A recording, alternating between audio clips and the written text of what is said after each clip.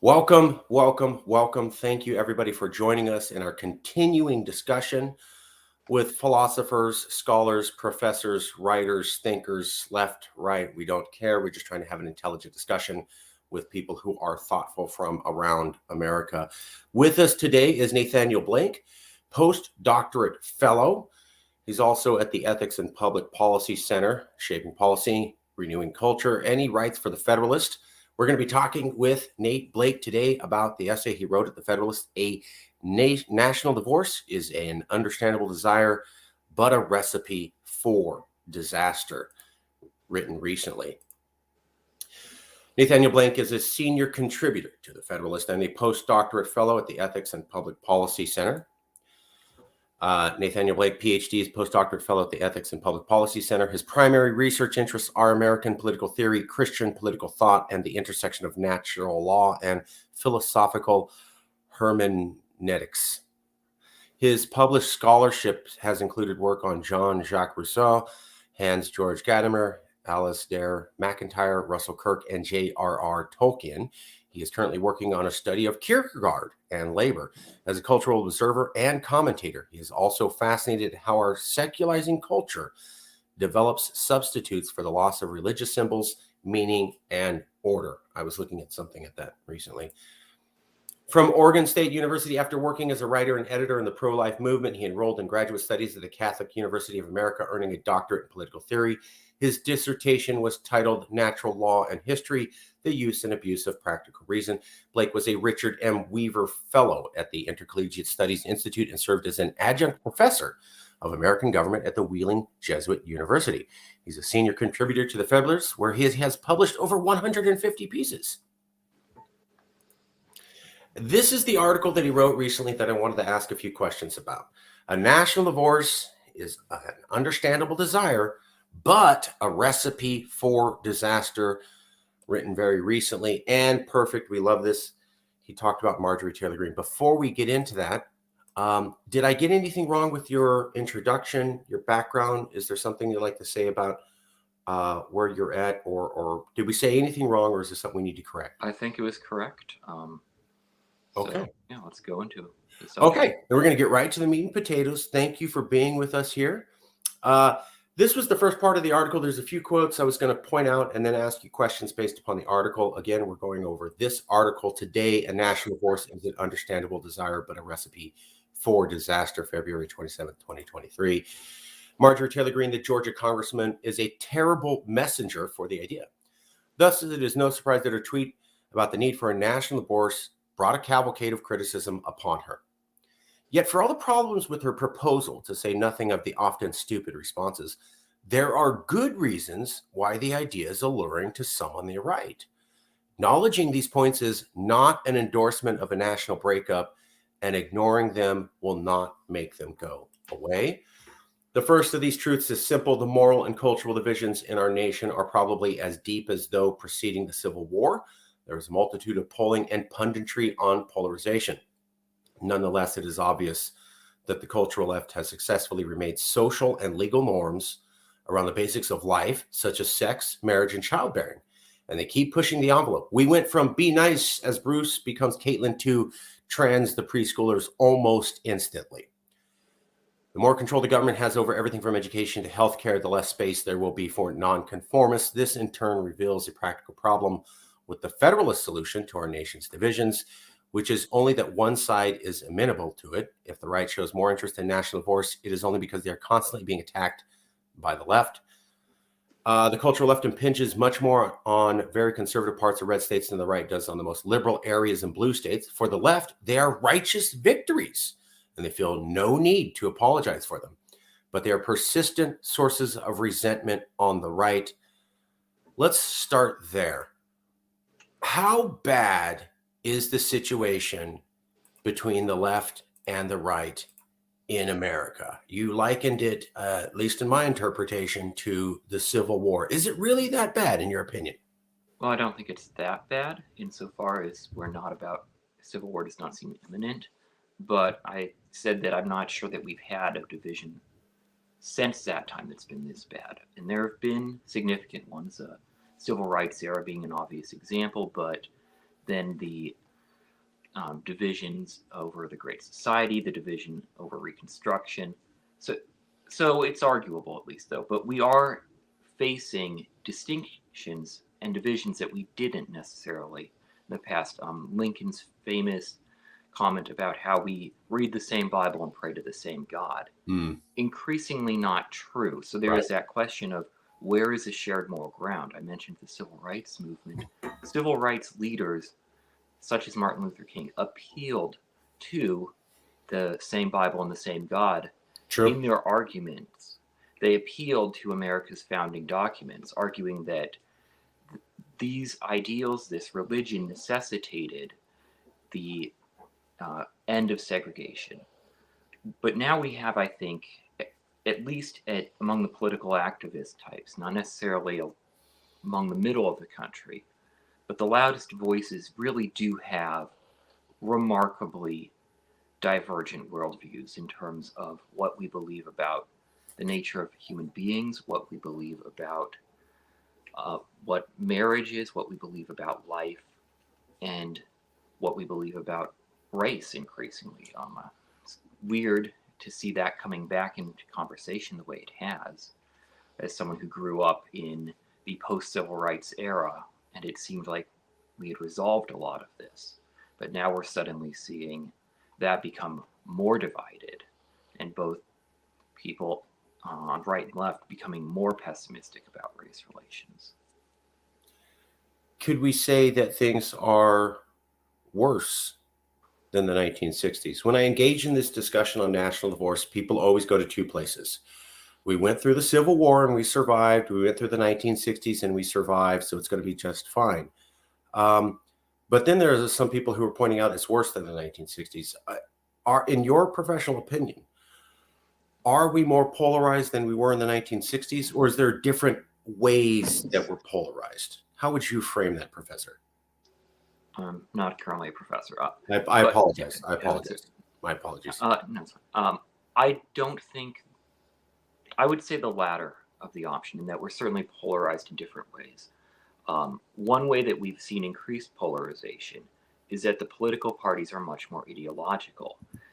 Democrats and Republicans at the start of the 1960s and through that decade were not nearly as homogenous within the parties. You had liberal Democrats and conservative Democrats, liberal Republicans, conservative Republicans, whereas you don't have that same dynamic anymore. Geographic polarization was much stronger at that time insofar as a region. I mean, we still have it, but not necessarily as strong, where the South had such a distinct culture and, of course, this distinct legal regime with regard to African Americans. So different forms of polarization, but I do think that that separation that we see between the sort of secularized upper middle class, managerial, professional class, however you want to describe it, on the one hand, and then sort of more rural America, what you might call is more middle class, in particular, that's out in the suburbs, out in the exurbs, goes to church. You really do have some very strong divisions there, as well as then just, and it's very complex, so I don't want to simplify that, but Sure. I had heard two things. One was that the rural-urban divide, that when you go back to the 1960s, and they're talking about, I'm for the Vietnam War, I'm not for the Vietnam War, women's rights, minority rights, this and that, you name it. And there's kind of a left coalition and a right coalition. I wasn't there at the time, but my understanding was you might go home for dinner and dad and mom might be very pro-Vietnam, but, Jane and Junior are very anti-Vietnam. That's people of very different opinions living in the same family. Now what I think we're seeing is mom and dad live in the rural areas, totally separate from Jane and Junior, who also live in the urban areas. Is there a difference between now and the 1960s where it seemed to be people had different opinions, but they, and obviously there was the South, but Americans seemed to be living in the same families, versus now we seem to have conservatives live in the rural areas and liberals live in the urban areas? Was there that big a split between rural conservatives and liberal city dwellers in the 1960s, or is that kind of a new thing we're seeing now? I think it has certainly increased. I'm not an expert on that, but my understanding is that we have seen increased polarization. Certainly, I think there are fewer Republican mayors of big cities than there used to be, and I think that also, back to the question of division and people living in the same household, there's simply the divergence on so many multiple points. Disagreement over the Vietnam War, while certainly a major issue, doesn't necessarily quite get to the same level of we disagree about the nature of what it means to be human. Mm. Mm. So the debate on should we have invaded Vietnam or should we have not, it might be qualitatively different than the debate on is it okay to have transgender story time? Do we need to have taxes radically pushed on us for climate change? I think there was a quote, and I got what you were saying. Hey, be welcoming to Caitlin, okay? And then it very quickly turned to you need to be okay with transgender teachers in your children's preschool. I mean, you're right. It went from one to the other very quickly. Are you saying those are kind of qualitatively more divergent issues than what's your stance on the Vietnam War? I mean, we're talking about fundamental moral views versus should America get into a particular war or not? Nobody during the Vietnam era was saying World War II was wrong. America should have never fought the Nazis or Japan. They didn't say that. They were arguing about this Vietnam War while agreeing as Americans on past wars. Are you saying that the issues that we look at now are just radically different in qualitative nature? I think certainly some of them, and it's not all new, of course.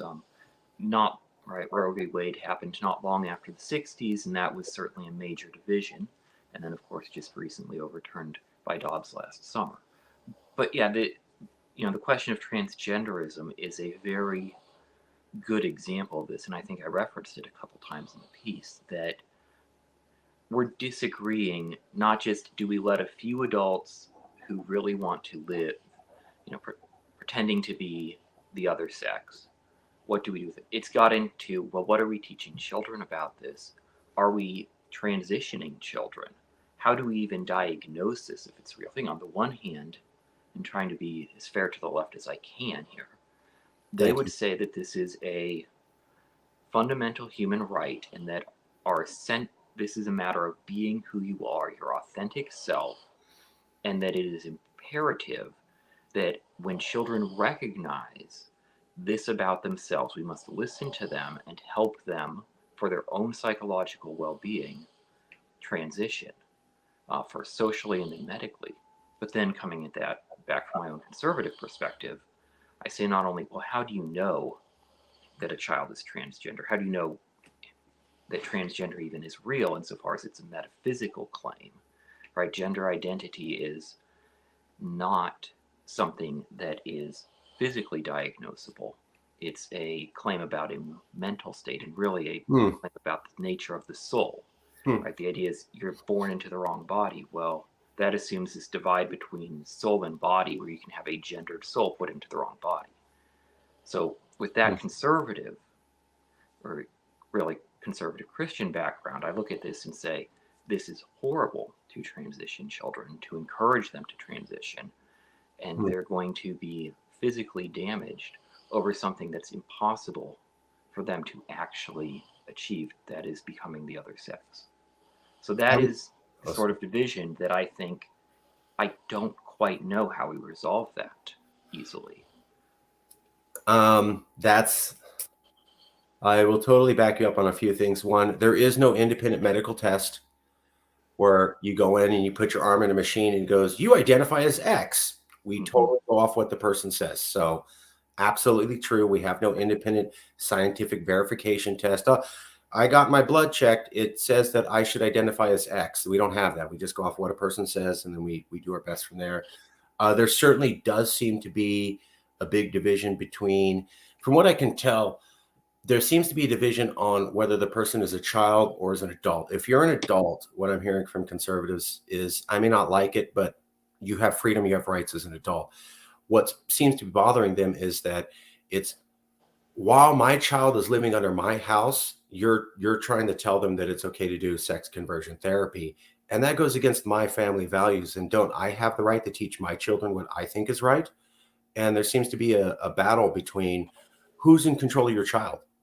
The parent who had the child, decided to have the child, traditionally for the last 10,000 years has been able to impart their own family cultural wisdom, or the state knows better than you.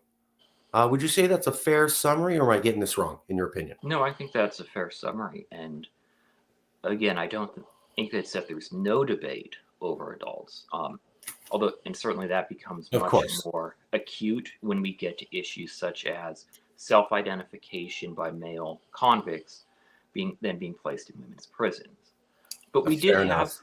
a sort of quiet truce where adults who went through the process, it was fairly carefully screened, um, then they could usually sort of quietly live uh, as a transgender identified person. And it was not a big cultural issue. People were not up in arms about this, as you noted. And that is, yeah, it's because of the kids. And again, if you look at it from the left's perspective, which I disagree with, but I can see how, if you believe the fundamental, essential identity, the authentic personhood of a child is transgender, and that this social and then medical interventions are necessary for their well-being, a parent who denies that is harming the child, abusing the child, perhaps mistakenly. But then, yeah, from the conservative perspective, this is horrifying. You're taking my children away from me. You're harming them. And certainly before that, you're teaching them about all of this behind my back. So back to that question of vision, this is a hard one to resolve, but it is definitely the extension of this to children and the incredible explosion in children identifying as transgender that has made this such an issue. It was not an issue back when there were one or two gender clinics in the entire country focused on pediatric transgenderism. Now that there are hundreds, an expanding number that I cannot keep track of, it's an issue. And it's because of that increase. Not trying to take sides. I try to be as independent as possible so that everybody feels welcome here, because we're here about getting opinions to you, the public, and you make your own decision. I will point out, though, that I live in California, and they recently changed the law or made it clear that if you are a child and you feel you need to get your gender changed, as long as you're age 12, the state government can work with you, and they don't necessarily have to inform your parents. And that shocked a lot of people. That, right or wrong, good or bad, I'm not trying to. That shocked a lot of parents. They were like, 12? You don't have to tell me if something is radical if they're 12. Really, this isn't even 16. It's age 12. So I'm not taking a stance. I'm just saying that really pushed people. Let me ask you maybe a little bit. I'm sorry. Project one thing. No, just I want to go with that. And I do think that, as you point out, that sort of thing has shocked a lot of people. And that is something that gives me some hope amidst all this division. Because I think there are a lot of Democrats who have not moved as quickly as the left flank of their party has moved on this. Now, that left flank is dominating the Biden administration. But I do have some hope that there are a lot of what I would say normie Democrats who really are not comfortable with how far these things are being pushed. So amidst all of the doom and gloom over division, I did just want to interject that point. That's a good point. That's a good point. I do want to ask you a question, though, based upon something that you'd said. It was that the loudest voices are pushing it. It's not necessarily the majority of the voters, unless I got that wrong. I thought I heard, you're talking about the extremes, the loudest voices. It's not necessarily the people in the center. It seems that's what you're saying. But I wanted to ask you a few questions. So we have this poll here. 1 second. Here we go. I'm sorry. Okay. Let me go to share screen.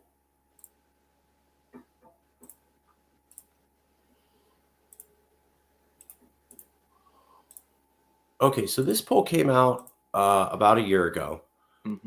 by the University of Virginia Sabato Crystal Ball Center. They do a pretty good job. They're a little bit conservative, but they do a pretty good job. Even liberals say they do a fair job. 80% of Biden voters and 84% of Trump voters feel voters from the other party are a clear and present danger. I'm sorry, 74% of Biden voters and 78% of Trump voters feel voters from the other party are a clear and present danger to the United States. Language typically reserved for an ISIS attack or a Russian nuclear strike. That's not a minority. People go, oh, well, that's during COVID and people were really upset. Okay, but that's 4/5 of all the voters saying I see 4/5 of the other voters as bad as I feel about ISIS. That can't be good, right? It's not good. I the sole notes of optimism I would inject there are: one, it is the sort of polls like this do tend to elicit a more negative response. It's the same reason why we've seen traditionally shockingly high percentages of respondents agree to conspiracy theories about the other party. For instance, back during the W years, there were a lot of Democrats who were, at least according to the polls,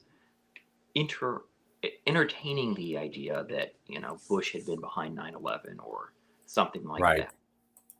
And I think if you really drilled down, a lot of those people would not have necessarily been strongly favoring that. Its polls do tend to evoke the more partisan response. So that's one thing. The other point I would say, trying to be a little hopeful here, which is not necessarily my normal thing, but Sorry, don't mean no, to be a Debbie Downer. My bad. Sorry. is that that's voters. There are a lot of people who don't vote in this country. Sure. And they're not all centrists, of course. They're not all moderates. A lot of times they'll actually have a sort of radical middle position where their views don't track very cleanly at all. They might be very pro-death penalty, but also favor an expanded welfare state or something like that, where you'll see bits and pieces of what you would associate with either party. But that Absolutely. is perhaps something of a stabilizing influence. Fair enough, but there are other polls. So there was There, one done by Time yeah, Magazine. I'm sorry.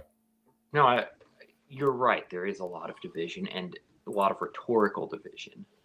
I will say that thankfully for now, it seems like it's mostly rhetorical, which I guess raises a question. On the one hand, will all this rhetoric fuel divisions, the Twitter wars or whatever else? Sure. Or is that maybe a way for people to blow off steam a little bit and still live next to their neighbors?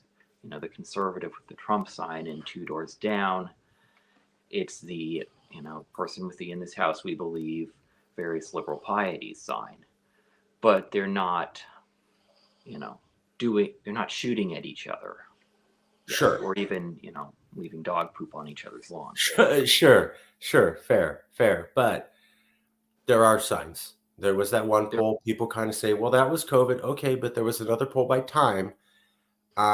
In 2012, only half or a third mhm. of Americans say, I wouldn't date somebody outside of my politics.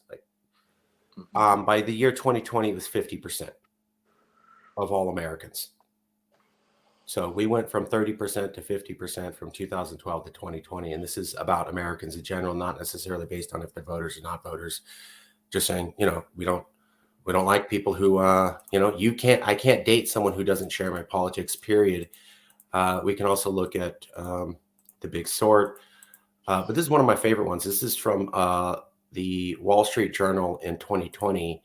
And it was showing how in 1974, the percentage of people who identified as hardcore Republican was only 45%. In 2016, it was 76%. In 1974, only 28% of Democrats identified as hardcore liberal. In 2016, it went to 59% between 1974, basically 1992 and 2016. You have almost the doubling, and they go from under half to basically 2/3 of the system. When we look at all these polls together, they seem to suggest the people have a problem with the people.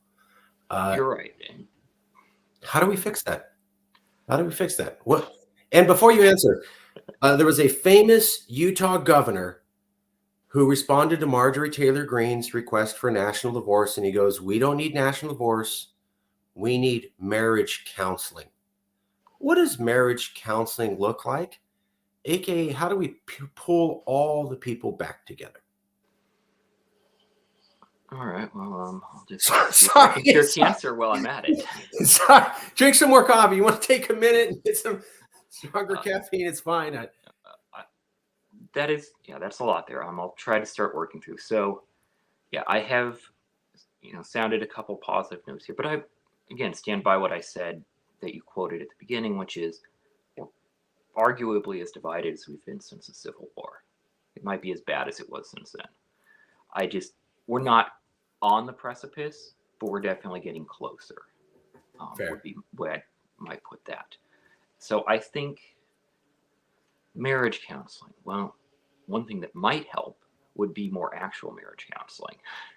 I think if we had stronger family structures, that would certainly do something. And unfortunately, that's part of where the divide is really seen, is we disagree over what it means to, is the decline of people being married and having children bad or not.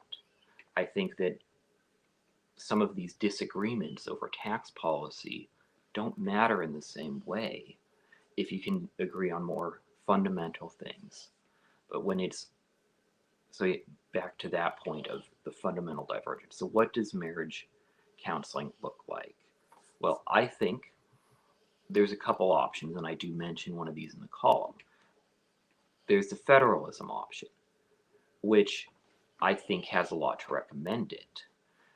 California can be California, Florida can be Florida. The difficulty with that is some of these issues do not easily map onto a federalism solution.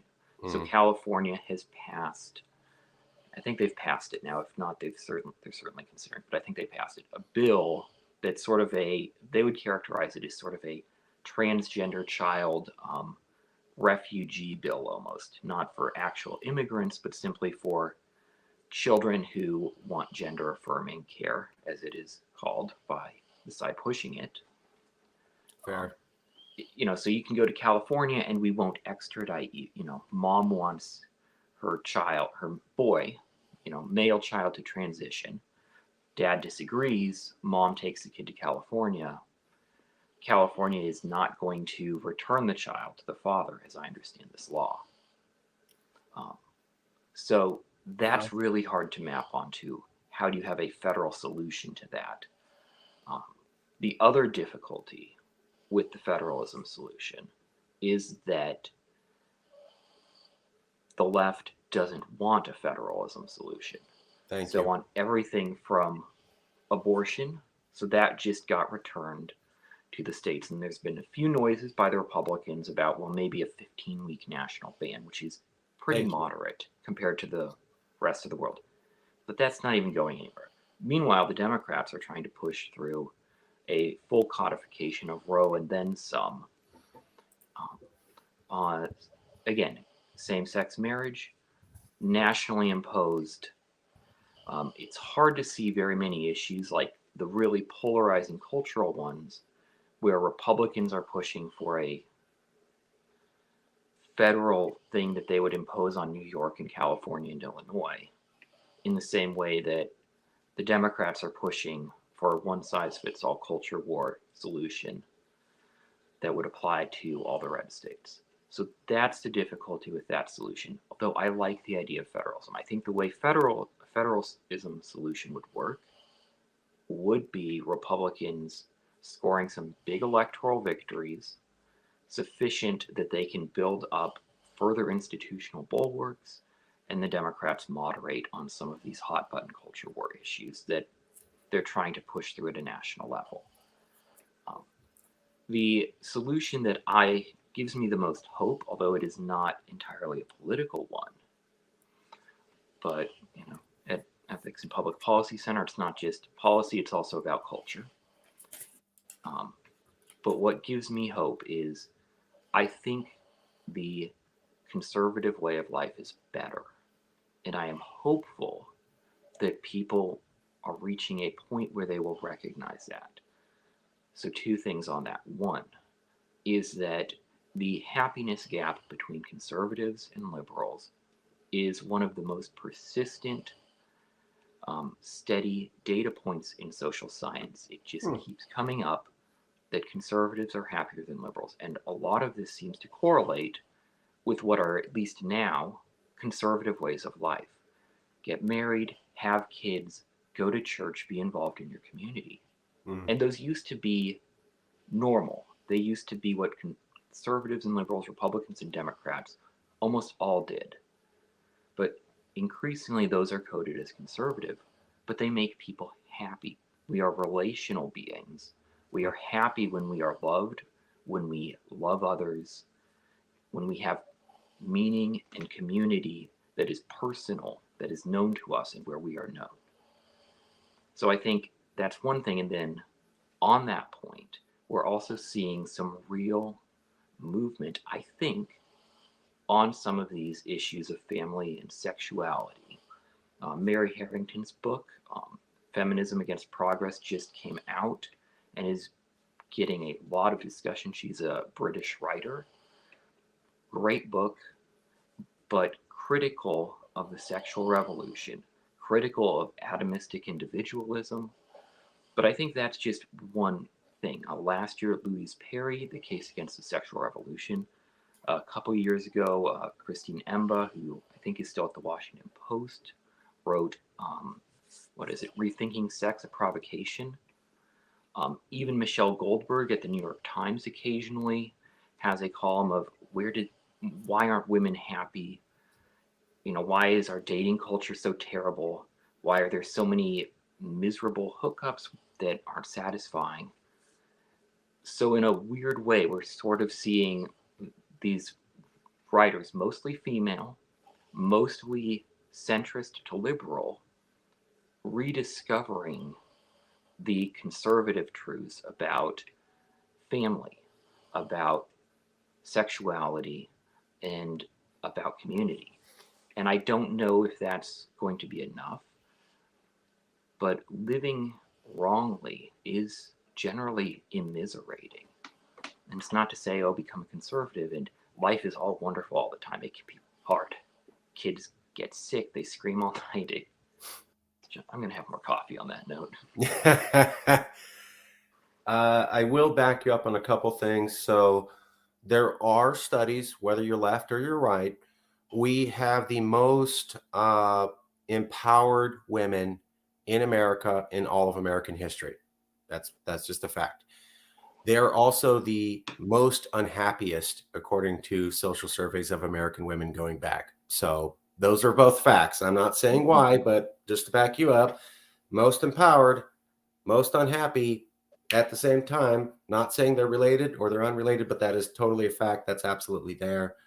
There could be some awareness of that.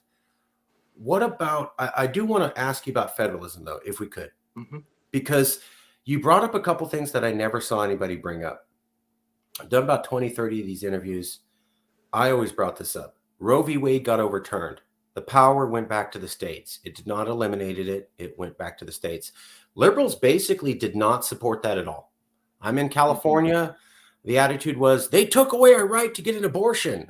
No, it was pushed back to the states. That's not what they were saying. I had friends in New York. They were coming for our rights. There was no enthusiasm for federalism or a return to the states. And so we're safe at the states. They felt if there's not a national something, it's going to come and get us. And then on the right, you had Mike Pence, vice president, and some Republicans say federalism, not good enough. We need a national ban. And while he wasn't widely supported, he was not repudiated. What chance for federalism do we have when one party wants nothing to do with it, and when the other party, who for decades have said they're all about federalism, The moment they get a real shot at it, one of their highest profile politicians says the total opposite and is not repudiated by them. Do we have real parties that support federalism? Because those are not good signs. Well, I think that the Republicans are more interested in it.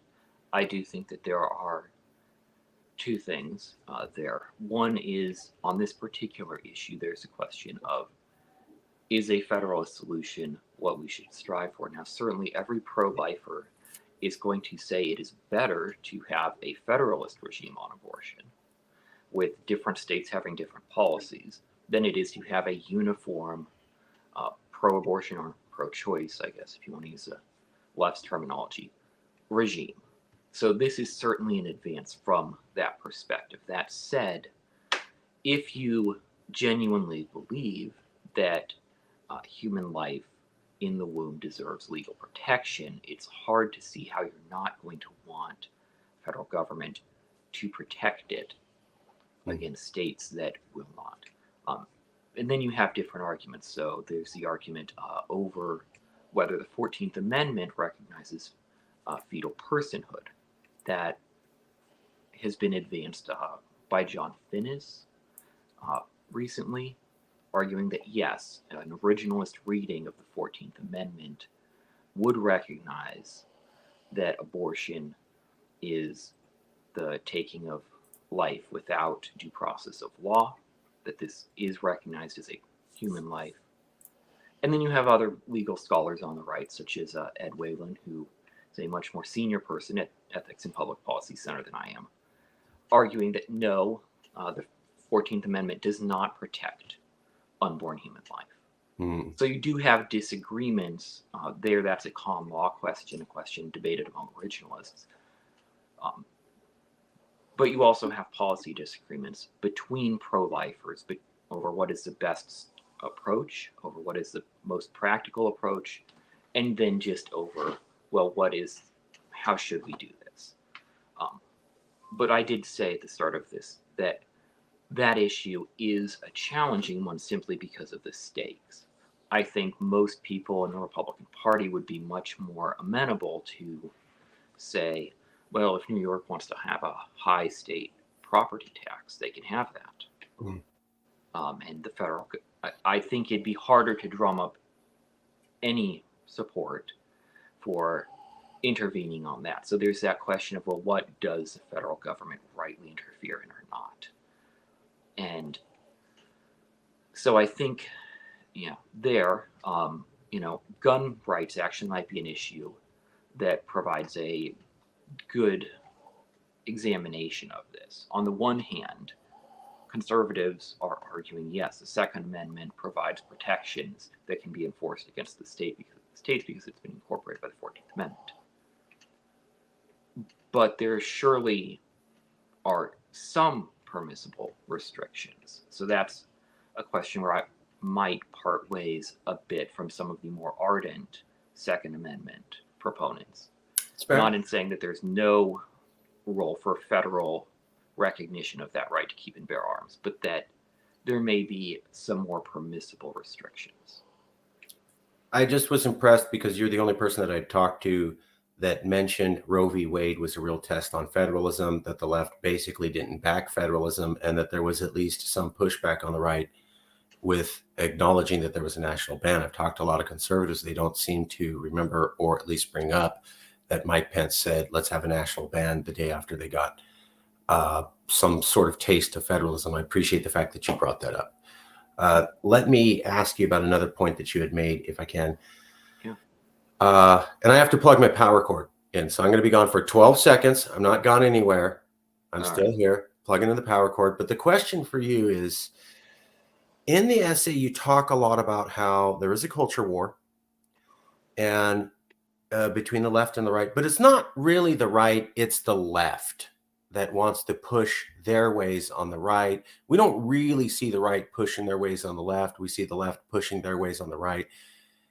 Am I getting your point correctly? And if so, why do you see it that way? All right. Yes, you're largely correct that is my point. All right. Get the power cord plugged in. But the other point The reason I see it that way, and I think the left, if it was honest, would admit to this, is they're the ones pushing cultural change. And I feel like on the one hand, the left wants to say, we are advocating for all these wonderful changes to make the nation less racist, less sexist, less transphobic, less homophobic, and more equitable, and so on. And yet, on the other hand, they don't want to admit to being culture war aggressors. But I think, by definition, pretty much, if you are the one trying to change the culture of a nation, you are the aggressor in the culture war. It's not that conservatives never push back. It's not that we never have wins, but simply, and and the left can say these are all wonderful, good things, and they do say that. But I think they should then own up to, well, all these wonderful changes we want are aggressive changes to the culture. I could back that up. I'm here in California. I have personally seen many people on the left say, we know better than the conservatives in the red states, and we have to protect the minorities in their states because they won't do it. And if that means that we have to push our laws on them in order to do what we know is right, totally fine. I have seen that from many people in California on the left repeatedly, and almost no recognition that, okay, let's say you are saving people who are stuck behind enemy lines. Do you get, though, that you're aggravating the people in those areas and you're making another January 6th more likely? And there doesn't seem to be any sort of recognition of, if I keep pushing on you and I keep pushing on you, that maybe one day you're going to get tired of it and push back. I just don't see that here. And I'm in California. They just don't seem to be aware of it. That's just, you guys are wrong. We know better. We're going to push our rules on you and save the people. And one day in the future, you'll realize that you were wrong, and you'll thank us for what we did to you, because you're kind of like children and you don't get it yet, but you'll get it in the future. And if any liberals want to call me out on that, that's fine. I have heard this from at least 100 liberals in California over the last decade. So, and Bill Maher straight up said it on TV here in California, and he was saluted and cheered. So very much in California, that is the attitude. I'm not saying what it is for the left of the rest of America. Let's go to another question I wanted to ask you is, going back to the 1960s. You're polarized differently than the 1960s. I had meant to ask you this a little earlier and I forgot, and I apologize. We had talked about how things were different then from now. Mm-hmm. One of the differences that I've heard is that in the 1960s, Americans still believed in common institutions, the Supreme Court, the Congress, the presidency. And now we have the lowest faith of the American people in all forms of government, except for the military. The military is the only branch of government that has not lost incredible amounts of trust and faith. We have the lowest support for Congress, the presidency, the Supreme Court in 40 years.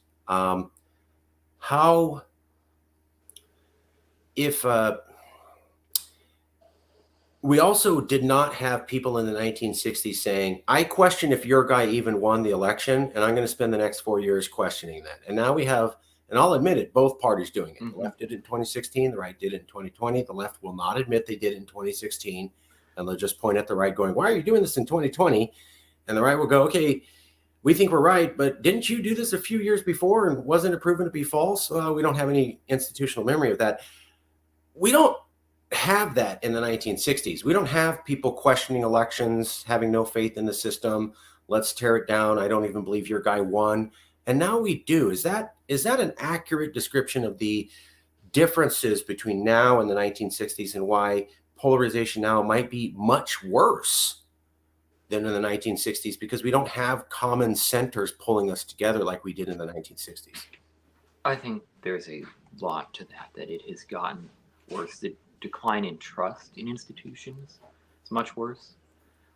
I do think it was probably particularly high in that post-war period, but it is now very low, and that is a problem. And it is unfortunately not just confined to government. You were talking about that, but confidence, trust in everything from financial institutions to businesses to churches is down. Participation in these institutions and organizations is down. So people are increasingly distrustful not only of the government in DC, but distrustful of their state governments, but even distrustful of their local church. They're disconnected from their local institutions, whether it's a charitable thing or a kids' sports league. Not they all still happen, but lower involvement almost across the board on all of these things. And that is a very significant problem that I think needs to be talked about, is not just polarization, but people who are alone with Twitter, with cable TV, with Facebook, and not out in their communities, in their churches, with their family as much. And families are smaller. People are increasingly living by themselves. All of these things create a lack of trust, a lack of community that then can be very damaging for our culture and our politics. I'm not taking sides, try to interview everybody. I can back up some of what you're saying. So the United Nations does happiness indexes, surveys of happiness of all countries. They've been doing this for at least a decade. One of the things that Americans don't talk about, but is very shocking, is Americans are not very happy compared to other countries. There are many countries in Latin America that are seriously more poor, and yet their happiness index is off the charts compared to Americans. I believe Brazil is one of the happiest places in the world. They have incredible poverty, but they also have very strong families, a coherent culture, and they're tied to their culture and their traditional beliefs, and they have, strong families and strong network conditions, and they meet a lot of people. And their happiness makes America's happiness go to shame. So I'm not saying that's the thing, but you're definitely pointing something out. There are countries where traditional marriages, traditional families, and poverty equal much more happiness than anything we have here in America. That's a fact, and the UN has documented that for at least over a decade. So I'll leave it to the public to explain why you think that is, but there's something to what he's saying. There is something to what he's saying. I encourage everybody to look at those happiness questions. We're starting to wind down. Let me ask you one of the major questions, and I'm gonna push back a little bit. Okay. Not trying to be mean. No gotcha journalism, letting you know. You make the point in the essay that, hey, conservatives, don't give up. We can still turn this around. We can still fight. The left isn't happy. People are starting to get that our message is correct. We're still here. We're still making our point. The U.S. Census says, though, that in the future, most Americans are going to live in cities, and a lot less of them are going to live in the rural areas.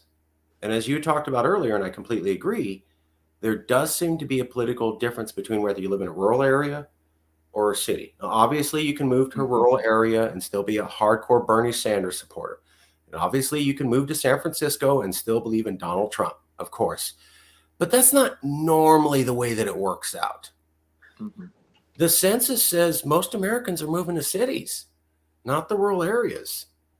If we see a pattern of political inclination based upon whether you live in the city or in the rural area, why should conservatives have faith for the future when the census says the demographic projection is not in their favor? No, that's a good question, and I have tried to give that, not quite that same question, but I've tried to give the message of conservative hope amidst potential demographic changes some thought. Mm-hmm. So the background for that, of course, is the emerging Democratic majority, which was mid to late 2000s, I think, arguing that demographic changes are going to give the Democratic Party an enduring majority for decades. It hasn't quite worked out that way, although there's been a lot of hope that they're almost there. Just one or two more elections and Texas will go blue. And you're right again. So On that point, people's voting patterns change and power begs to be balanced. So the more a party brings into its coalition people and issues, the more likely it is to neglect some others. Which is why it's so hard to have an enduring, long-term political coalition. So yeah, demographic change poses problems for Republicans and for conservatives. You're right about that. Um, Increased urbanization is a problem.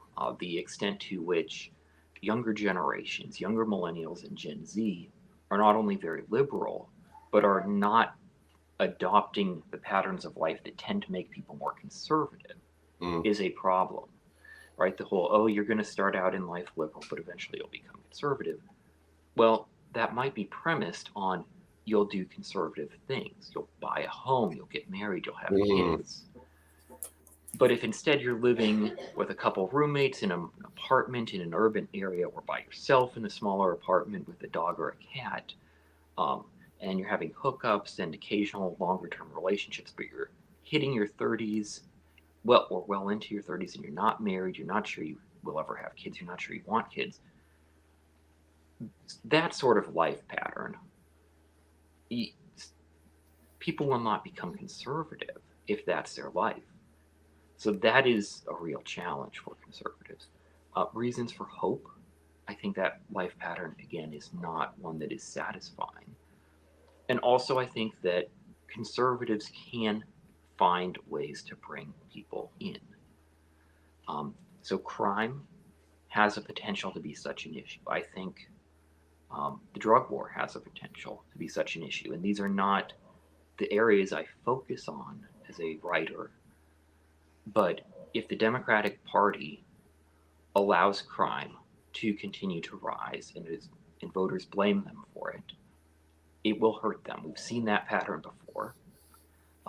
Also, drug legalization is an issue where the left has had a lot of wins, mostly on marijuana legalization, but in Oregon, decriminalizing possession of drugs entirely.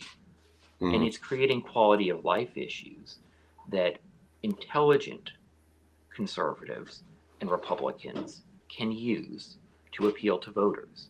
You want safe streets.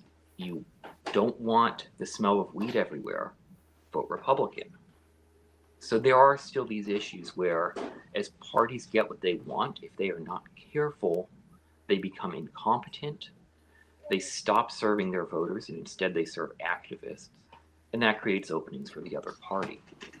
So again, those aren't the, crime and drugs are not, those aren't the issues that excite me. But those might be the issues that bring Republican or the Republican message to younger urban dwelling liberals who are sick of disorder and danger and filth in their cities and are willing to vote for someone who might clean things up. And we've seen that pattern before. Those are good points. Unhappiness is going up with the average Americans, and it does match the same increase in lack of marriage, lack of families, more hookup culture. So absolutely, those trend lines are all going in the same direction. Additionally, in California, liberal San Francisco, liberal downtown LA, both rejected their district attorneys because they thought they were letting criminals go free. So we did the thing where you can just steal up to almost $1,000 and run away. Both those people got rejected for doing that. So that's not necessarily California, pulling back on everything, but it was two super liberal cities in super lefty California saying, I'm sorry, your left policy of no punishment for crime is not working for us. And it was the people of San Francisco and the people of downtown LA who were pretty liberal who rejected those DAs and their liberal ideas. So absolutely what you said has happened. And there are a lot of statistics backing that up. I guess that's going to be the debate on which factor's stronger over the next 20 to 30 years. Are people learning fast enough, or are they still sorting themselves out faster? We just don't know. But I do think your points are meritorious. Absolutely. Is there any questions you have for us? Is there any major points you wanted to make? Any statements, anything you wanted to clarify or something you wanted to go over again? Anything at all? I guess just one last thought on what we were just talking about, which Yeah. is for all the talk of polarization and division, and it's real. Occasionally I'm pointing out hopeful things on it, but it's very real. Voters most voters want competence from their governing officials. They want the trash picked up on schedule. They want the streets to be safe. They want their kids to get a decent education if they're going to the local public schools. They want the roads to not be filled with potholes. So, for all of the cultural divisions, which are very real, I still think the path, or a large part of the path for politicians winning and being able to enact their cultural policy preferences, is going to run through those basic tasks of government, just keeping people safer, keeping the schools functioning and doing a good job, things like that. And if Republicans can do that, they have a lot of opportunities. If they fumble that away, pursuing stolen election theories or such like, then they're going to lose, and they will deserve to lose. Focus on good policies, and that includes the boring stuff. And that might, back to what you asked about marriage counseling. Well, maybe part of it will just be politicians who focus on the basics of government, and that might help ease some of that cultural tension. It won't make it go away, but if people feel like, well, my own life at least I'm safe. The trash is getting picked up. It's such a basic thing that you don't think about until it goes wrong. Right. So maybe that is something that conservatives can find hope in, is if we can be competent, people will vote for us.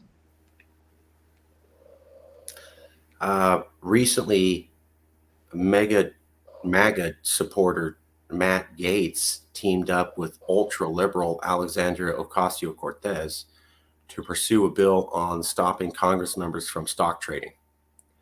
And it was something that both their sides, they found, agreed on, was that most Americans don't think Congress members should be able to make all sorts of stock trade deals and come out 5,000% richer than they went in. So you had an alt-right person, alt-left come together. That seems like a positive sign, like what you're talking about. Last minute question. This is the question I like to ask people who come on the show. 5 days, picture someone who's watching this interview. Not you, not me, somebody's watching this 5 days from now. We've been talking for a little bit, and they go, I watched this interview with this guy from the Federalist, and it was really great. I don't exactly remember everything they talked about, but there was this one thought that the guy said, and I just can't get that out of my head. What is that one thought you like to leave the audience with that 5 days from now they're still thinking about and can't get out of their head? All right. Well, 5 days from now, I might be thinking that I've said the wrong thing here, but I'm going to go with, for all the political division, focusing on what matters and living well is still the most important thing that you can do for yourself, for your family, and for your country. So, love your spouse, love your kids. If you're not married, consider getting married, consider having kids. Go to church, volunteer at your church. If you don't go to church, consider going to church. Get involved in your community. Do those things, and it is good for you. It is good for those around you, and you will find meaning and purpose in life by loving and being loved. And that is also how you get through the hard times, and hopefully would be how our nation can get through some hard times. I have nothing to say to that. That was brilliant. Do you have any recommendations? Is there anybody that you know who'd also be willing to be part of an honest conversation? We're just trying to talk to people, not biased. I hope you found that I hope you didn't think this was gotcha journalism and you felt that this was good. send me an email reminder, and I'll see if I can get back to you. Not off the top of my head. I will send you a copy of this video and a reminder in a few hours. And I really appreciate that. We just want to keep the conversation going. And we find that when we talk to somebody and we do an interview and they realize, oh, they weren't trying to set me up, it's not gotcha journalism. If we go, well, if you know someone, they usually are more willing to believe that. Trust is a big issue these days. So Yeah. leave it there. Thank you very much. Everybody, if you want to know more about Nathanael Blake, you can find him out at the Federalist or the Ethics and Public Policy Center. Is that correct? Yes. And we really appreciate it. Yeah. I will talk to you soon, and I will send you a copy of this video in the next few hours. We All right. really appreciate Thank you coming out. All right. Have a great afternoon. You too. Thank you.